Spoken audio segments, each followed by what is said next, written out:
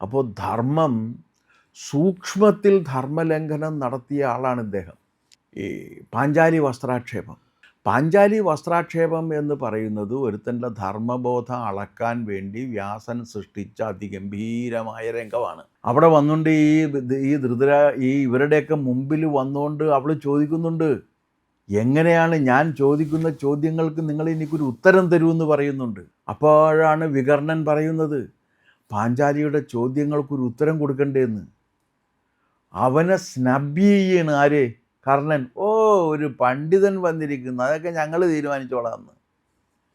അങ്ങനെ അടിമക്ക് മനുഷ്യാവകാശങ്ങളില്ല എന്ന് കർണൻ വിധിക്കുമ്പോൾ കരഞ്ഞുകൊണ്ട് നിങ്ങൾ പറയൂ ഗുരുകാരണവന്മാരെ എന്ന് പറഞ്ഞു കഴിഞ്ഞപ്പോൾ തല കുമ്പിട്ടിരുന്ന് അധർമ്മത്തിന് കൈവിളക്ക് പിടിച്ചു കൊടുത്ത ആളാണ് ഭീഷ്മർ. ഭീഷ്മർക്ക് ഏറ്റവും വലിയ വിമർശനം അതാണ്. ഭീഷ്മര് ധർമ്മം പാലിച്ചിട്ടില്ല, സത്യം മാത്രമാണ് പാലിച്ചത്. ഇല്ല, സത്യവും പാലിച്ചിട്ടില്ല, സത്യം സൂക്ഷ്മത്തിൽ പാലിച്ചിട്ടില്ല. രാജാവാകില്ല എന്നുണ്ടെങ്കിൽ എനിക്ക് വേണ്ടെന്ന് പറയണ്ടേ? അത് പറഞ്ഞില്ലല്ലോ. ഇത് ഉപേക്ഷിച്ച ഭാര്യയുടെ ഫോട്ടോ പോക്കറ്റിൽ സൂക്ഷിച്ചുകൊണ്ടല്ലേ ഇയാൾ നടന്നത്. അതും പാലിച്ചിട്ടില്ല, ധർമ്മവും സത്യവും പാലിച്ചിട്ടില്ല. എന്നിട്ട് പിന്നീട് പറയുന്നുണ്ട്, എന്താ പറയണമെന്നറിയാമോ?